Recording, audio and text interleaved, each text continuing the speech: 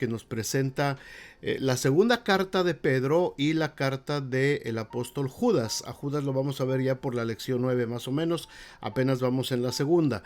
Eh, esta tarde yo les puse un enlace aquí, hermanos, en la página de la iglesia de un pequeño video que me encontré, que viendo Facebook encontré ese pequeño video de tres pastores que están hablando acerca de algunos temas de ciertas doctrinas que se infiltran en la iglesia. A eso nos referimos y de eso precisamente estamos hablando. De eso se trata este estudio de los miércoles que empezamos la semana pasada. Porque es muy sutil, hermanos. Hay cosas que parece que están pues dentro de lo normal, que pareciera que son predicaciones o inclusive canciones que se escuchan, temas que se escuchan de pastores, de predicadores, de cantantes, en todos lados. Y aparentemente se oye muy bien, se oye muy bonito. Son canciones que a lo mejor hasta hemos cantado, a lo mejor las tenemos dentro de la iglesia.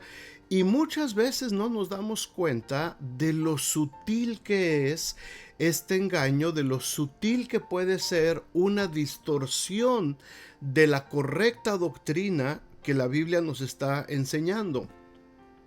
Y de eso precisamente nos está advirtiendo el apóstol Pedro, el apóstol Judas, también nos amonesta sobre esto el mismo Santiago, Juan, por supuesto, y no se diga Pablo también. Todos ellos que escribieron alertaron mucho a la iglesia. Y hermanos, si todos estos escritores bíblicos, si todos los apóstoles que Dios, el Señor Jesús, les dio la revelación para escribir estas cartas y fundamentar toda la doctrina sobre la cual iba a descansar la iglesia, si todos ellos nos están alertando constantemente acerca de estos errores, seríamos nosotros muy cortos de vista si no atendemos a estas recomendaciones. Y como les digo, son muy sutiles y muchas inclusive seguramente a mí se me han pasado muchas y seguramente en la iglesia se nos han pasado muchas y seguramente a algunos de ustedes se les han pasado muchas, se han filtrado.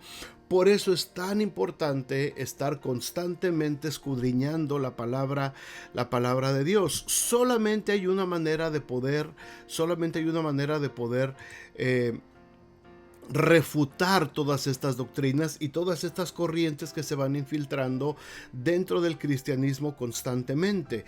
El mismo apóstol Pedro, hermanos, cuando él ya está escribiendo estas cartas, si ustedes recuerdan, él mismo pasó por situaciones difíciles. Mucha gente lo conocía como el pescador solamente, como el hombre de Galilea que no tenía letras.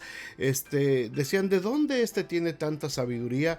Y muchos lo recordaban por el penoso asunto de haber negado a Jesús también, aunque después fue restituido por el mismo Jesús. Pero Pedro no tenía las mejores credenciales y Pedro al principio también estaba expuesto a tener este tipo de errores en su predicación y en su interpretación de la doctrina. De hecho, él empezó, ¿se acuerdan ustedes también?, contrapunteándose con los otros discípulos acerca de si los gentiles que se convertían tenían que entrar por medio de la ley también, por la circuncisión y guardar todos los requisitos de la ley. Y Pedro, después de mucho tiempo, fue reconociendo y se fue dando cuenta que no era así, hasta que llegamos a este punto en el que él escribe en esta carta, ¿verdad?, que todo esto, todas las cosas que el Señor nos ha dado, son mediante el conocimiento de aquel. Y aquí es donde hace Pedro su énfasis principal, mediante el conocimiento de aquel que nos llamó por su gloria y excelencia. El conocimiento, por supuesto, de Jesucristo. Mientras más conocemos a Jesucristo, mientras más estamos en contacto con Él, con su palabra, entonces podremos filtrar de mejor manera todas estas corrientes, todas estas doctrinas e ideologías que están pululando en el aire espiritual, hermanos, hasta nuestros días. Si los discípulos ya lo veían en el primer siglo, imagínense en este tiempo, ¿verdad? Cuando Pablo le dice a Timoteo que en los postreros días vendrán y le describe toda la lista larguísima de características de la gente que iba a estar en contra del verdadero evangelio. Así es que es muy importante, hermanos, esto que estamos estudiando, esto que estamos tratando de analizar a la luz de la palabra de Dios. Y como les digo, no es fácil, en ningún momento entender cómo debemos nosotros de discernir todo esto, pero mediante el conocimiento lo vamos a ir logrando poco a poquito. Así es que vamos a nuestro tema de este día. El tema principal son los falsos maestros. Hoy vamos a ver la sesión 2, que se titula Alcanzando el fruto, y vamos a abrir nuestras Biblias en 2 de Pedro capítulo 1, de los versículos 5 al 11. Ahora vamos a ver, si ustedes se acuerdan de la semana pasada, este fue el bosquejo general que vimos, la parte que estamos viendo ahorita. La semana pasada hablamos acerca del inciso A, la fuente del conocimiento para el creyente. Vimos los primeros 4 versículos. Ahorita vamos a ver el inciso B, el desarrollo del conocimiento en el creyente, los versículos 5 al 11. Ahora, ¿cómo se forma, cómo se desarrolla este conocimiento en el creyente? ¿Cómo se desarrolla? Ya vimos que es necesario tener este conocimiento como cristianos. Necesitamos este conocimiento del Señor como creyentes. Ahora, ¿cómo lo desarrollamos este conocimiento? ¿Cómo llega a nosotros? Hay un ejemplo muy bonito aquí que me gusta acerca de los horticultores, de la gente que sabe de campo, que sabe de cosechas y sobre todo de árboles frutales. Si estamos hablando de alcanzar el fruto, la gente que conoce de cosechas y de frutos sabe que los mejores frutos de un árbol, vienen de la parte más alta del árbol. ¿Por qué? Por la razón de que en la parte más alta está más libre de plagas, está más expuesta al sol directamente, está más expuesta a la lluvia directamente, al agua, y pueden también producirse mejores frutos. Así es que el que sabe de árboles frutales sabe que los mejores frutos siempre están hasta arriba del árbol. Pero por más que se afane un horticultor, por más que se afane y por más que le haga injertos y le haga todo a su árbol, jamás va a ser que los mejores frutos se produzcan abajo. Esta es una ley de la naturaleza. Yo no la sabía, lo leí en el libro, me puse a estudiar un poquito en el internet, y es cierto, los mejores frutos en todos los árboles siempre son los que están hasta arriba, son los de mejor calidad. Ahora, nos habla aquí el apóstol Pedro de cómo podemos nosotros alcanzar los mejores frutos de la evidencia de que somos hijos de Dios, los mejores frutos que nos pueden traer el conocimiento de la palabra de Dios. Vamos a ver lo que dice estos versículos de hoy. La escalera que conduce al fruto es el primer punto que vamos a ver. Dice el versículo 5. Vosotros también, y nótense que hay algunas palabras que voy, ¿cómo se llama? Poniendo en negritas, les voy haciendo un poquito de énfasis. Dice, vosotros también, poniendo toda diligencia, por esto mismo, añadid a vuestra fe virtud, a la virtud conocimiento, al conocimiento dominio propio, al dominio propio paciencia, a la paciencia piedad, a la piedad afecto fraternal, y al afecto fraternal amor, Si se dan cuenta, es una secuencia de 7 elementos que presenta aquí Pedro, Y nuestro estudio dice que es como si fuera una escalerita, ¿verdad? Cada uno de estos elementos vamos subiendo, subiendo, subiendo, subiendo hasta llegar al fruto más codiciado, al mejor fruto que podemos encontrar como cristianos y que nos puede ayudar para poder discernir mejor todavía. En la suma de todos estos frutos podemos discernir mejor entre las ideologías que son equivocadas, entre las doctrinas que no tienen nada que ver con lo nuestro. Pero todo esto va a llegar a nosotros por medio del conocimiento. Ahora, aquí el apóstol Pedro hace tres énfasis. Primero dice que en el versículo anterior, que todo esto va a venir por medio del conocimiento, en el versículo 3 que estábamos viendo antes, por medio del conocimiento. Pero después, fíjense, en el mismo versículo 5 está la palabra añadid, el verbo añadir a vuestra fe, y empieza ahí a dar todos los elementos. Es decir, ya tenemos la fe. Aquí Pedro ya no está hablando de adquirir la fe. Ya tenemos la fe porque ya somos hijos de Dios, porque ya somos creyentes. Pedro no está evangelizando aquí. Pedro está instruyendo a los creyentes. Pedro ya está instruyendo a la iglesia, a los que ya vinieron a Cristo, a los que ya están en la fe de Jesucristo. Es a los que está instruyendo en este tema.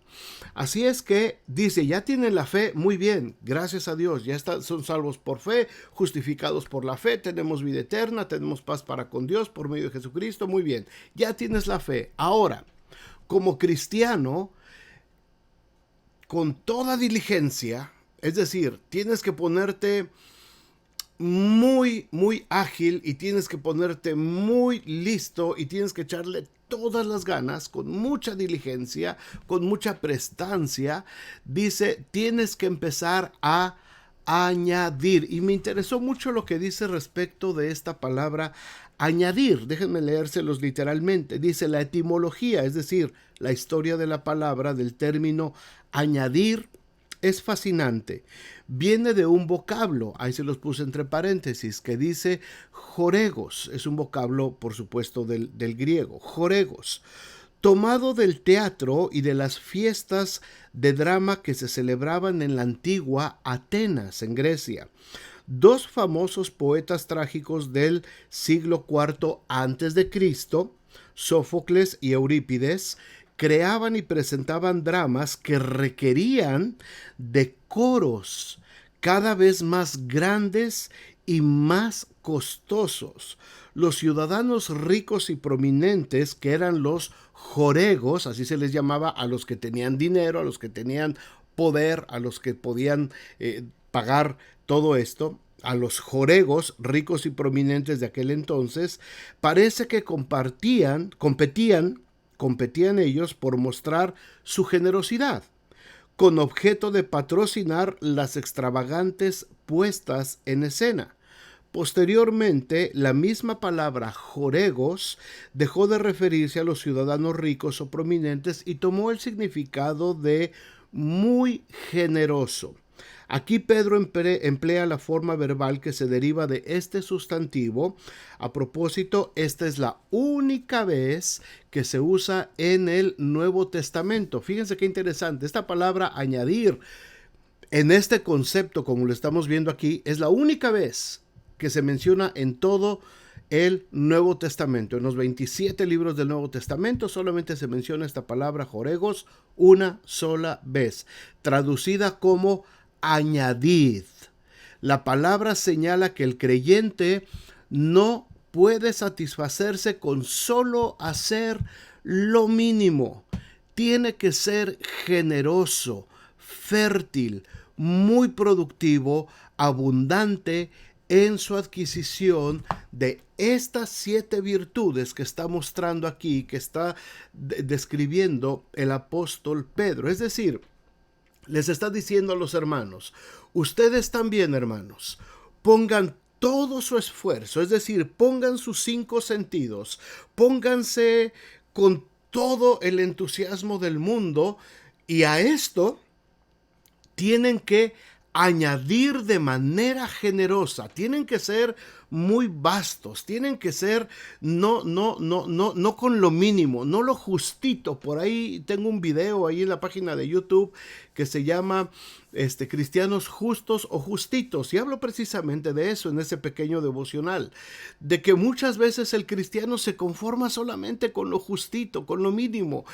Si me pusieron a leer un versículo bíblico, solamente leo uno. Si me pusieron a leer dos, nada más leo dos. Si tengo que ir una vez a la iglesia, solamente una vez, y ya no voy las demás. Si hay algo mejor que hacer, hágolo.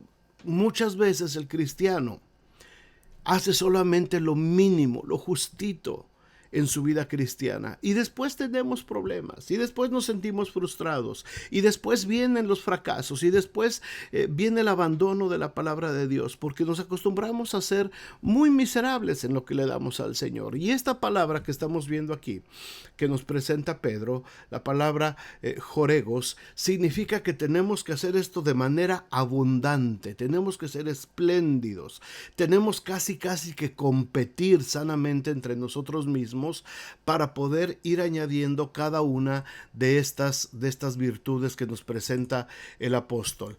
Y entonces viene la descripción de estos 7 peldaños que van subiendo. Ya tenemos la base, es la fe.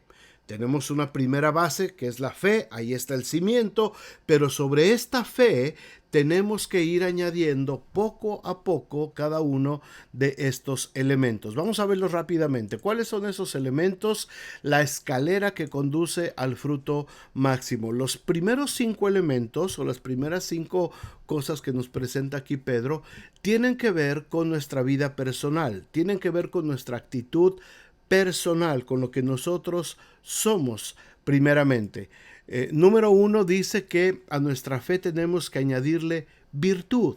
¿Qué significa la virtud? Este término, que no es muy frecuente en el Nuevo Testamento, significa o tiene que ver con mérito, tiene que ver con valor. A nuestra fe le tenemos que poner mérito, valor.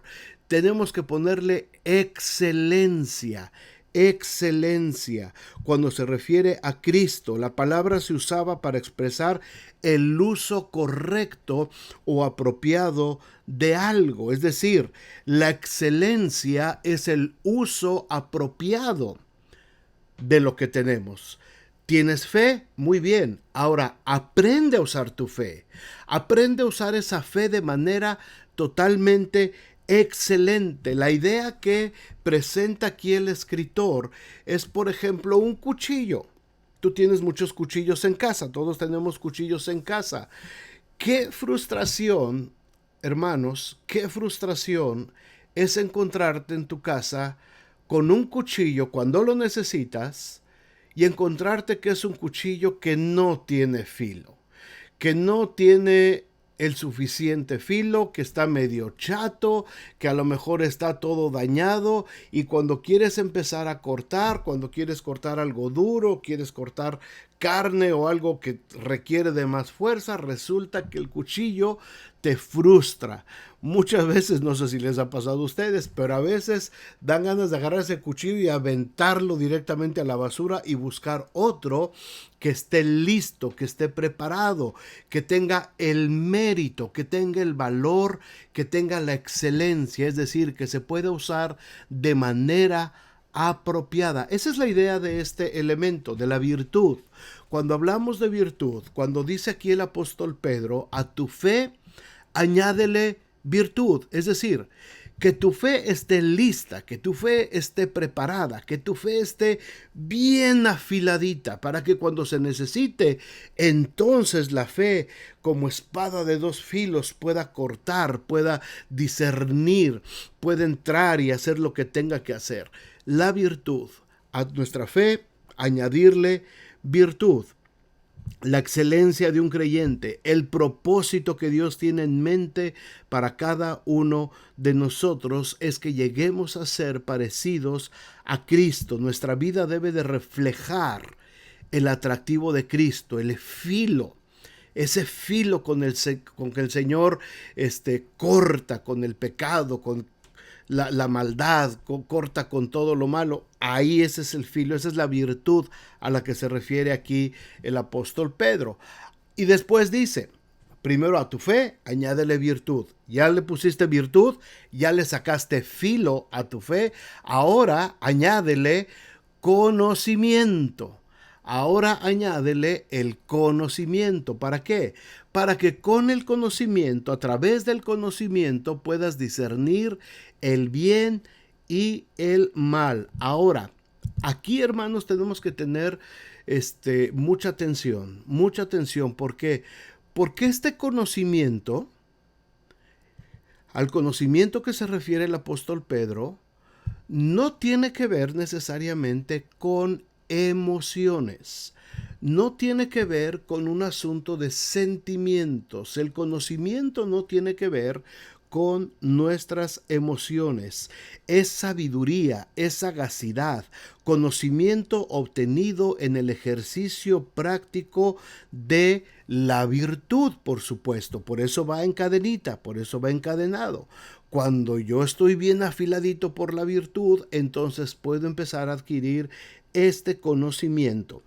Y no tiene nada que ver con las emociones. No tiene que ver con sentimientos. El conocimiento requiere el uso de nuestras mentes. Y si ustedes recuerdan, en muchas ocasiones Pablo, y esto lo hemos hablado muchas veces en la iglesia, Pablo constantemente está apelando a que el cristiano se llene del conocimiento del Señor, de la renovación de nuestras mentes, de que nuestras mentes se llenen del conocimiento del Señor. Este tipo de conocimiento a nuestra mente lo debemos de aprender. Había un tiempo, o hubo un tiempo, en que muchas de las predicaciones, hermanos, solamente iban dirigidas a las emociones de la gente.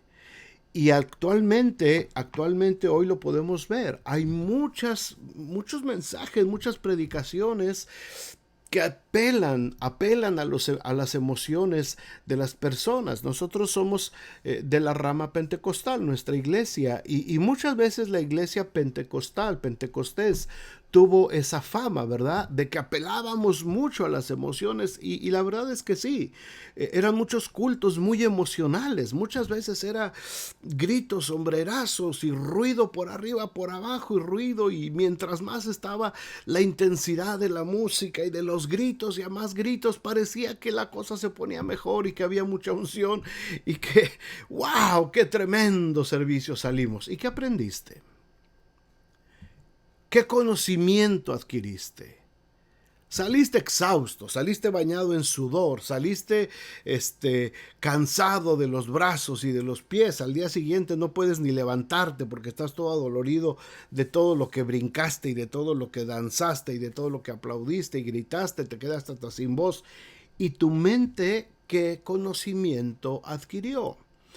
No estoy diciendo necesariamente, hermanos, que esos cultos o esas manifestaciones emocionales sean malas. No estoy diciendo que sean malas. Todo tiene su tiempo. Acuérdense lo que dice Eclesiastés. Todo tiene su tiempo y todo tiene su hora. Pero es muy importante que en nuestras iglesias estemos también alimentando el conocimiento a nuestras mentes. Tenemos que meter palabra de Dios con lo que estamos haciendo ahorita. Esto es conocimiento, hermanos. No les estoy predicando un mensaje motivacional, les estoy compartiendo un estudio de conocimiento de la palabra de Dios para que nuestras mentes puedan estar listas para enfrentar los errores. Pablo dice que había judíos ahí en Romanos 10:12, ¿verdad? Déjenme, se los pongo rapidito. Romanos 10, versículo 12, Pablo se refiere a porque no hay diferencia entre judío y griego, pues el mismo es Señor de todos, es rico para que todos los que le invocan, Pablo y el versículo 2, miren lo que dice, porque yo les doy testimonio, no se los he puesto, déjenme, se los pongo aquí, ahí está, porque yo les doy testimonio de que tienen celo de Dios, pero no conforme a ciencia. Es decir, estos hermanos a los que se refiere Pablo, en el versículo 1, déjeme poder, ya está ahí, dice: hermanos, ciertamente el anhelo de mi corazón y mi oración a Dios por Israel es para salvación, hablando de los judíos. Dice: porque yo les doy testimonio de que tienen celo de Dios, pero no conforme a ciencia, es decir, no conforme al conocimiento de Dios. No sé si se dan cuenta de esto, hermanos. Tenían celo de Dios. Gente que dice: no, yo soy cristiano, yo soy hijo de Dios, yo soy hija de Dios, aleluya, gloria a Dios. Y en los cultos, wow, es una explosión de alegría y de gozo y de avivamiento y todo esto. Y gente inclusive que está ministrando en los altares. Gente que tenemos ministrando en nuestros altares, ¿verdad? Y está trabajando y gozándose en diferentes ministerios, y son maestros de niños, y son músicos, y son líderes, y son directores de acá, directores de allá. Y tenemos mucha gente que está en el celo de la palabra de Dios, pero como dice aquí Pablo, pero no conforme a ciencia, es decir, no han desarrollado el conocimiento necesario de la palabra de Dios. ¿Se dan cuenta, hermanos, qué fuerte es esto? Si no tenemos un conocimiento de la palabra de Dios, estamos cayendo solamente en una emoción, o estamos manifestando un sentimiento. Pablo constantemente, como en Filipenses 1:9, dice que vuestro amor abunde aún más en ciencia y en todo conocimiento. Bueno, vamos adelante. Ya tenemos a la fe, le añadimos virtud, le sacamos filo. A la virtud le tenemos que añadir conocimiento. Al conocimiento ahora le tenemos que añadir dominio propio. La palabra que usa aquí, dominio propio, es la misma que utiliza Pablo cuando habla del fruto del Espíritu, refiriéndose a la templanza.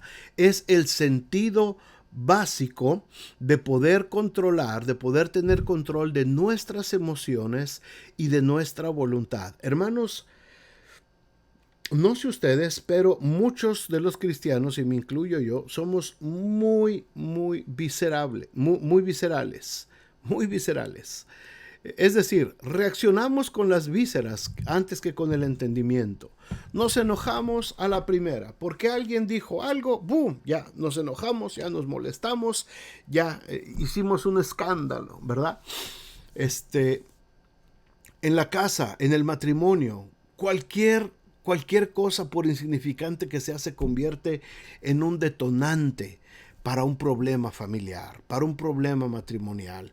El dominio propio nos vence, nos gana. Cuando hay una situación de emergencia, entramos inmediatamente en pánico, y ese pánico nos lleva a tomar decisiones de las que después podemos arrepentirnos. Y esas situaciones de falta de dominio propio son a las que se está refiriendo el apóstol Pedro. Estamos alcanzando el fruto, acuérdense, el mejor fruto está hasta arriba, pero para llegar a ese fruto hay una escalerita, y cada uno de estos peldaños es muy importante y lo tenemos que pasar, lo tenemos que pisar para poder llegar cada vez más arriba. Y después de tener conocimiento de la palabra de Dios, tenemos que aprender a tener dominio propio, tanto de nuestras emociones como de nuestra voluntad. Nuestra voluntad es importante que esté totalmente sometida a la palabra de Dios. No podemos separar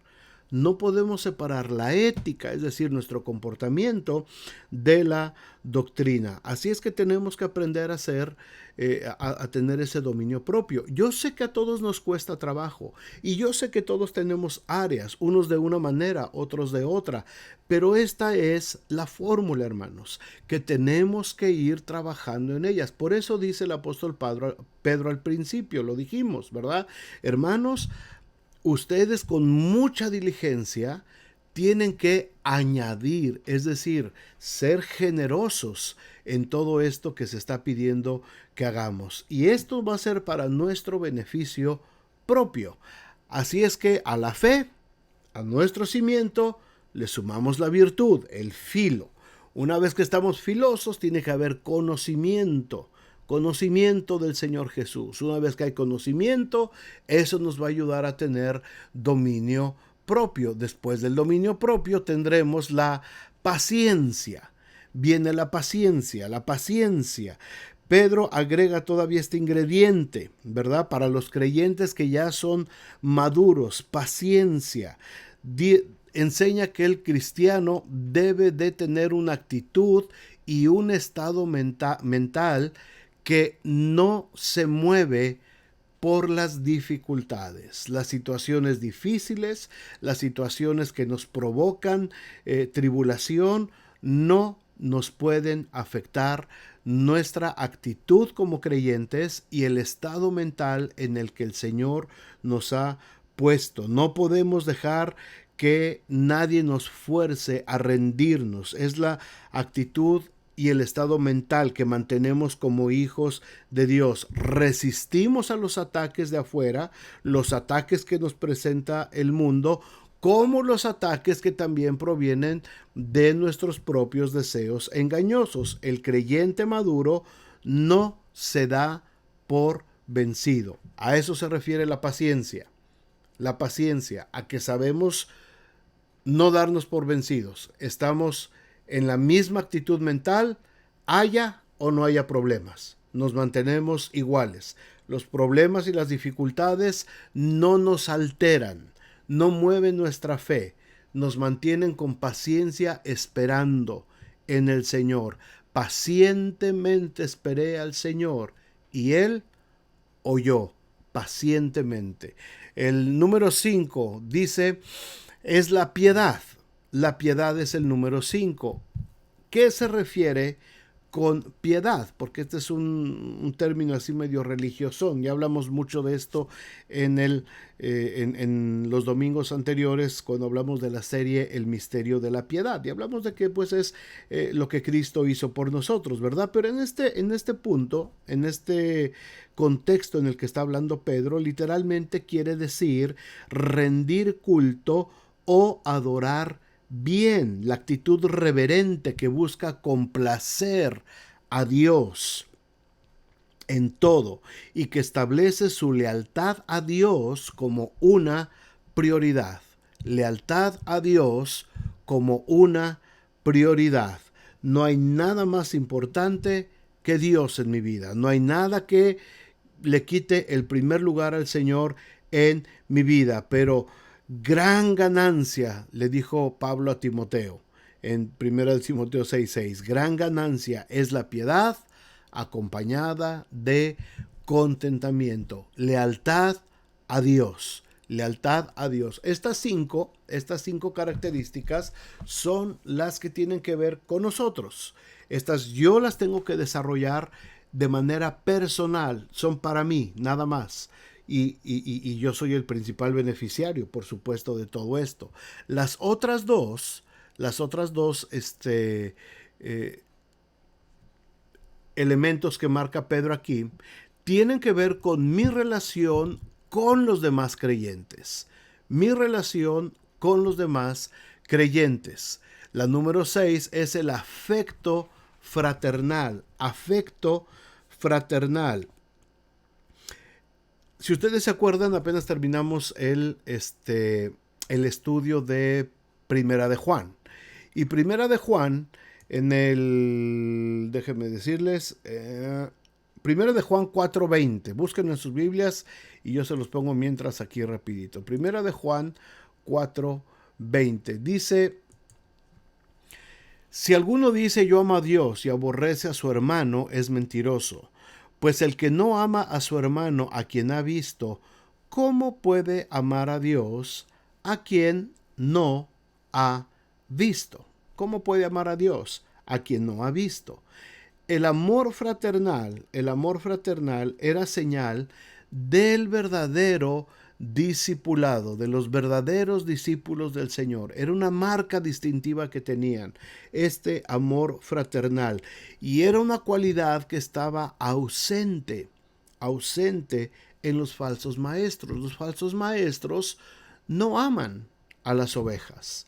Los falsos maestros no aman a los creyentes, aman lo que representan los creyentes para ellos. Aman o dicen amar cuando pueden tener algún provecho de los creyentes. Aman, como dice Santiago, a los que llegan con vestido lujoso y con anillo de oro en sus dedos y los ponen en el primer lugar. Los falsos maestros, los maestros engañadores, que hay muchísimos, por supuesto, en las iglesias y en todos lados, ¿verdad? Son los que no es que se preocupen por la gente, no les preocupa darles conocimiento a la gente, no les interesa que la gente conozca, les interesa mucho motivarlos, les interesa mucho manipular sus emociones, manipular sus sentimientos, tenerlos comiendo de su mano para poder sacar un provecho de cada una de esas personas. Para los falsos maestros, para los falsos líderes, el creyente es algo desechable, es algo que se usa y cuando ya se le sacó todo el jugo posible, sencillamente se desecha y se buscan más, ¿verdad? Así es que tenemos que tener mucho cuidado, hermanos, porque cuando oímos predicaciones muy salameras y que nos hablan y nos hacen sentir y que nos abrazan y lloran con nosotros, y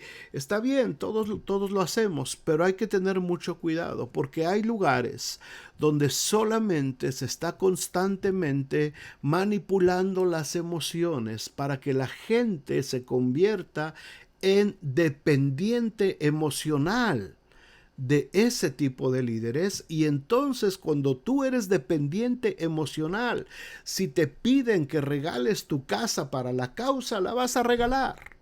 Cuando tú eres dependiente emocional, si te piden que des $1,000, los vas a dar. Porque eres dependiente emocional, porque estás dependiendo de estas emociones, no estás dependiendo del conocimiento que Dios ha puesto en tu vida. El amor fraternal es el que opera a través de la reciprocidad, de que amamos a Dios, de que estamos en el Señor, de que buscamos al Señor juntos y juntos vamos caminando y juntos vamos saliendo adelante todos y juntos vamos caminando en el camino del Señor. El amor fraternal tiene que ser el amor que hay entre los discípulos. Habiendo purificado vuestras almas por la obediencia a la verdad mediante el Espíritu, para el amor fraternal no fingido, amaos unos a otros entrañablemente de corazón puro. De corazón puro. Así es que cuidado con estos elementos, hermanos. El sexto, dijimos, es afecto fraternal. Y el séptimo es ya el amor en general. El amor. Al afecto fraternal dice, añádele amor. Pedro presenta aquí la corona de todas las virtudes. Ágape, el amor deliberado, el amor intencional, el amor basado en una decisión, no en una emoción, no en un sentimiento, no en una manipulación. Espero que entendamos esto, hermanos, y me regalan unos likes para saber que andan por ahí y que estamos entendiendo esto, por favor. El amor ágape, la corona, el fruto, el mejor fruto, el que está hasta arriba del árbol, el que tenemos que añadir mucha virtud, tenemos que añadir todo esto con mucha generosidad para poder ir llegando en esta escalerita. Tenemos que tener virtud, conocimiento, dominio propio, paciencia, piedad, llegar al afecto fraternal con mis hermanos y juntos podemos escalar ya para adquirir el amor, el ágape, el amor que tenemos hacia Dios. Y este es un amor, como les digo, no es un amor que tiene que ver con condiciones.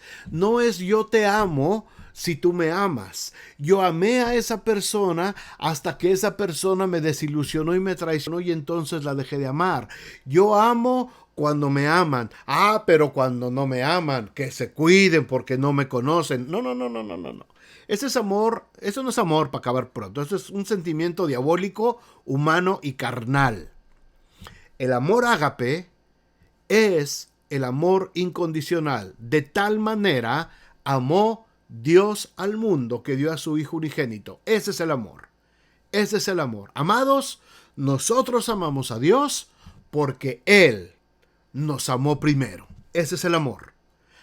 A ese grado de amor. Por eso Pedro lo pone aquí como lo más alto de la escalera, como lo más alto a alcanzar. Después de ir poniendo todas estas virtudes, lo más alto hasta arriba es el verdadero amor, el amor deliberado, el que es tu decisión amar. Es mi decisión amarte. No te estoy amando por lo que eres, no te amo por lo que representas, no te amo por lo que me das o por lo que no me das, no te amo porque amé a tu familia antes o amé a esta y por eso te amo a ti. No, te amo porque es mi decisión amarte, porque el amor que Dios puso en mí, yo lo quiero dar a ti. No me importa si tú me amas o no. No me importa si tú quieres corresponder ese amor ágape. Estoy hablando de amor ágape. No estoy hablando del amor entre esposos o de hijos. Estoy hablando del amor que proviene de Dios. El amor que es puro, sin mancha. El amor que no se basa en lo que el hombre es, sino en lo que Dios es. Este tipo de amor no se basa en lo que nosotros conocemos. Este tipo de amor se basa en lo que Dios es. Así es como Pedro nos ha llevado, hermanos, desde la raíz, la fe. La fe, peldaño tras peldaño, esta escalerita donde se encuentra el fruto principal, el fruto que es el amor. Amén. Ahora, ¿para qué nos llevó Pedro a esto? ¿Para qué nos lleva Pedro por estos 7 elementos? ¿Para qué nos lleva? Vamos a verlo rapidito.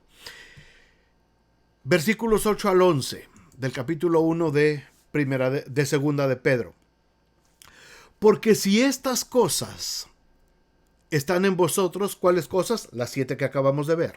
Porque si estas 7 cosas están en vosotros y abundan, ahí está otra vez el término de añadir, abundan, o sea, con generosidad.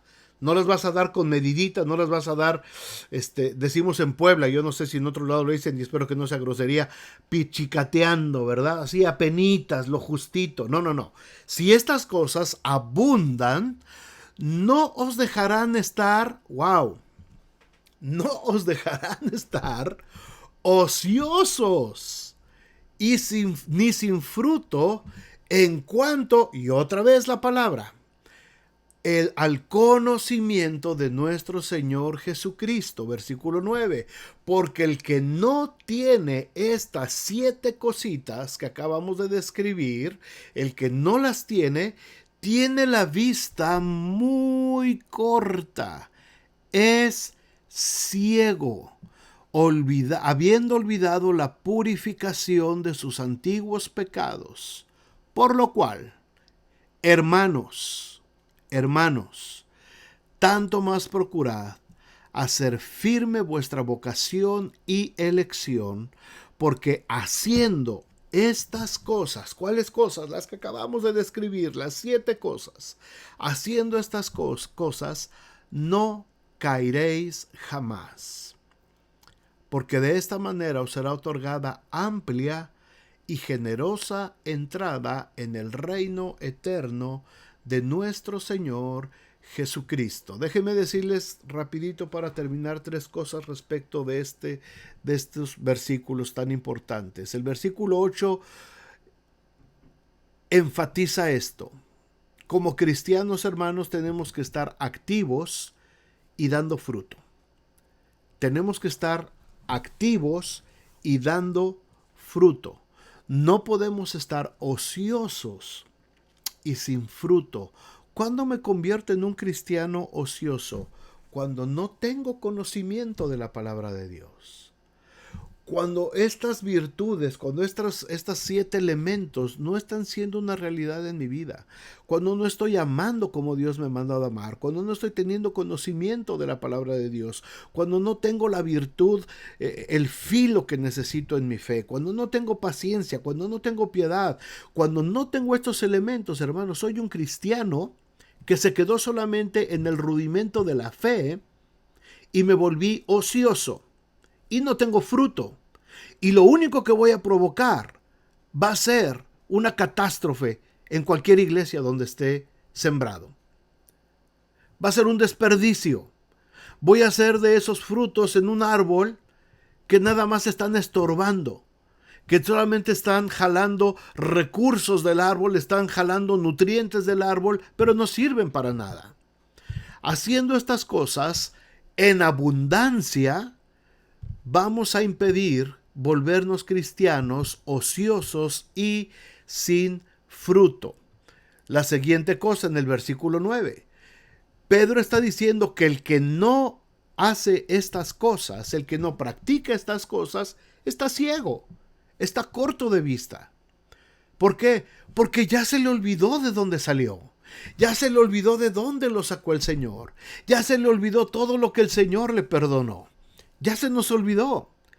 Y me quedé ciego, me quedé corto de vista. Estoy muy a gusto dentro de mi iglesia. Voy, me preparo, llego, disfruto del servicio. Si es un servicio que me hace, que me llegan las emociones, ay, me emociono, lloro, brinco, danzo, ¿verdad? Pero si es un mensaje de estos que se avienta el pastor a veces y que es pura historia y conocimiento y versículos bíblicos, ay, mejor me quedo dormidito, porque eso me aburre, eso no es lo mío. Lo mío no es el estudio, lo mío no. Lo mío es lo bonito, lo que se sienta, que me llegue, que me cale, y entonces sí, ahí sí le echo ganas. Y si no, me quedo mejor así. Hermanos, si estamos en esa situación, estamos ciegos, estamos cortos de vista, porque ya se nos olvidó de dónde el Señor nos ha sacado. Y fíjense cómo dice aquí Pedro, en el versículo 9 está subrayadito en color, en negritas. Hermanos, ¿saben una cosa? Leyendo las 2 cartas de Pedro, este es el único versículo, es la única vez que Pedro dice hermanos. Es la única vez. Les dice amados, les dice santos, les dice creyentes. Y esta es la única vez que les dice hermanos, hermanos.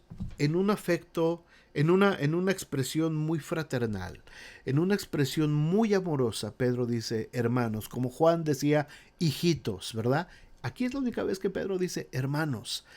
Tanto más procurad hacer firme vuestra vocación y elección, porque haciendo estas cosas, ¿cuáles cosas? Las que acabamos de ver despacito, estas 7 elementos, haciendo estas cosas, no vas a caer en manos de falsos profetas, no vas a caer en manos de engañadores, no vas a caer en manos de manipuladores, no vas a caer en manos de motivadores, no vas a caer en manos de falsos maestros, porque de esta manera, dice el versículo 11, de esta manera os será otorgada amplia y generosa entrada en el reino eterno de nuestro Señor y Salvador Jesucristo. Objetivos a corto y largo plazo. Corto plazo, nuestra vida presente, nuestra vida actual, lo que estamos enfrentando cada uno de nosotros en este tiempo. Ese es el corto plazo. Y tenemos objetivos. Mi objetivo es reflejar a Cristo en mi vida. Mi objetivo es ser como Cristo. Mi objetivo es que la gente pueda ver a Cristo reflejado en mí. Mi objetivo es que la gente pueda sentir el amor de Dios a través de mí. Un amor puro, limpio, incondicional, como les dije hace rato. Un amor que manifiesta lo que Dios es, no lo que el hombre es. Yo no puedo amarles a ustedes en el amor humano. En el amor humano solamente amo a mi esposa y a mis hijas y a mi familia. En el amor humano. Porque es un amor a prueba de toda condición. Ustedes aman a sus hijos y los aman tal y como son. ¿A poco no? Y amaron a sus padres y los amaron tal y como fueron sus padres o como son sus padres. Porque ese es un amor que está blindado, el amor familiar. Ese es un amor. Ese yo no lo decidí tener. Ese me fue impuesto por naturaleza. Las madres por naturaleza aman a sus hijos. Acabo de ver una imagen que me partió el corazón ahora de los incendios de California.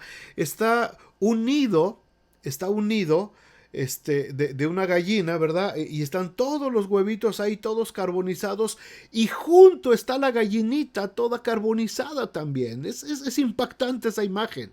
Es una imagen terrible, ¿verdad?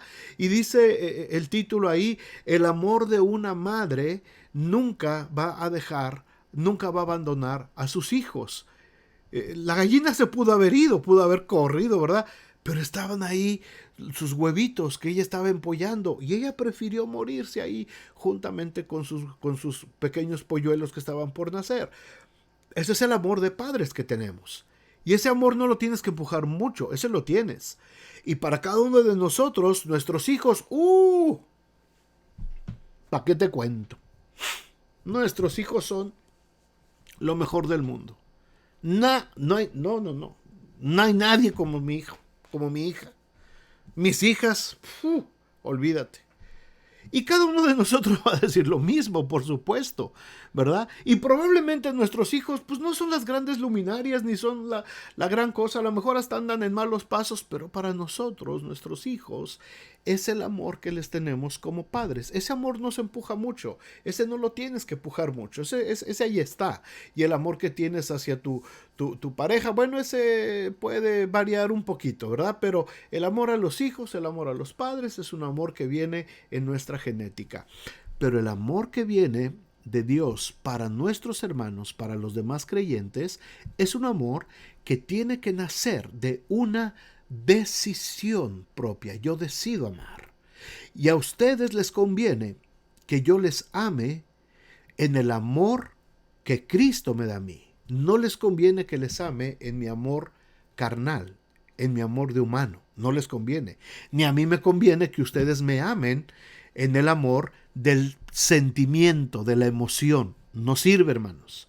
En el mundo cristiano, entre nosotros como cristianos, ese amor sentimental, ese amor emocional, ese amor que se agüita, ese amor que se resiente, ese amor que de pronto está al 100% y uy, como te amo y todo esto, pero cuando algo sucede, ya me resentí, ya me agüité, ya no me ama, ese tipo de amor, hermanos, hace mucho daño dentro de la iglesia, porque ese no es el amor que Dios nos mandó que mostráramos unos a otros. Nos mandó a mostrar el amor de Cristo. El amor de Cristo more abundantemente en vosotros. Amados, amaos con amor fraternal, con el amor que viene solamente de Dios. Ese es mi objetivo a corto plazo. A corto plazo tengo que amar de esa manera. A corto plazo tengo que aprender a vivir en la vida cristiana que tengo aquí en la tierra. Pero a largo plazo no puedo perder de vista la eternidad a la cual he sido llamado y a la cual he sido partícipe por medio del sacrificio de Cristo Jesús en la cruz del Calvario. No puedo olvidar, ni por un momento, ni por un solo momento puedo olvidarme de la eternidad a la que he sido llamado en Cristo Jesús. Esa eternidad, ahí está. ¿Va a llegar? Por supuesto que sí. ¿Cuándo? No lo sé. No lo sé. No sé si el Señor va a llegar primero por mí, por toda la iglesia, o yo me voy a ir a alcanzarlo. Cualquiera de las dos. Lo que suceda primero, la eternidad ahí está. Y la eternidad va a llegar. Hay muchos falsos profetas, maestros y muchos falsos y engañadores que están por ahí en el mundo, queriéndole poner fechas y nombres y adjetivos a este encuentro con Cristo, a esta eternidad. No. Que nadie los confunda, hermanos. Que nadie nos quiera venir a meter aquí ideas raras. Para eso es el conocimiento. Señor, ¿restaurarás el reino a Israel en este tiempo? No os toca a vosotros conocer los tiempos o las sazones que el Padre puso en su sola potestad. Ustedes van a recibir poder para ser testigos en Jerusalén, en Judea, en Samaria y hasta lo último de la tierra. No se preocupen de nada más. No se preocupen de nada más. Mi Padre que está en los cielos se encargará de los tiempos. Así es que con todos esos profetas que andan por ahí, hermanos, queriéndole poner ahorita nombre y apellido y fechas, y que si este personaje político, uy, ese es casi el ángel Gabriel, y uy, este otro es el anticristo, y fíjense las señales que están, y fíjense lo que dicen acá, y que ya Israel están, porque cómo le adoran a Israel. ¿Cuándo nos mandó el Señor Jesús a adorar a Israel? ¿Cuándo dijo el Señor Jesús? Ahí les dejo todos los lugares santos para que los vayan a venerar. ¿Cuándo dijo eso el Señor Jesús? El Señor dijo, esto yo lo derribo en 3 días y se acabó, no queda nada. Y yo lo voy a reedificar espiritualmente. Pero ahí están todos, ¿verdad? Es que como ya el sacrosanto hombre puso la embajada de Israel. Uy, bendito sea Dios, y ya los tiempos están dados. Hermanos, mirad que nadie os engañe.